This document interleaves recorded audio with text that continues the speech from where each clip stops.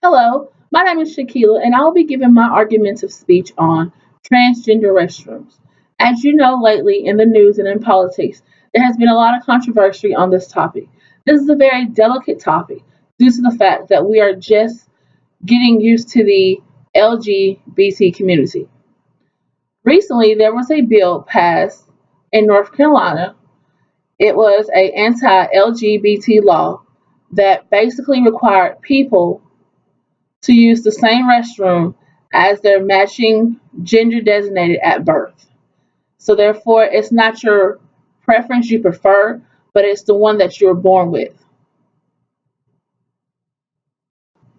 Some people are for the transgender restroom and some people are not. Right now, I'm going to tell you a few reasons why some people are against this. They feel that this creates a lot of sanitation problems. When you share restrooms, you can run into a lot of situations. Some people they urinate on the floor. Some people urinate on the commode. Some people they leave their sanitary napkins all over the restroom, and this is really unsafe for anyone. This is how you can catch a urinary tract infection. You can catch all kind of little diseases from uncleanliness. It's actually not healthy for little kids either, especially if you have a little one that you're trying to potty train. The cost of creating a transgender bathroom is extremely high since we already have a men's restroom and a women's restroom. So, therefore, some companies that would have to install an additional restroom or they would have to do a lot of renovation and that will go up on the cost. A lot of people, the main issues that people look at is sexual predators. A sexual predator can be a man or a female. So, a man can dress up as a woman and pretend that he is a transgender and go into women's restroom and he can molest someone or he could be a peeping tom because sometimes the bathroom stalls don't go all the way to the floor. Also, if a woman wants to be a sexual predator, she can dress up as a man and she could go in there and she can prey on the little boys. Same thing. For instance, 20 years ago, a 9-year-old little boy was murdered in the restroom, men's restroom, because his aunt she didn't feel comfortable going into the restroom with him.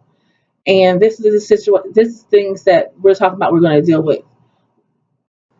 On the other hand, a lot of people are pro um, transgender restrooms.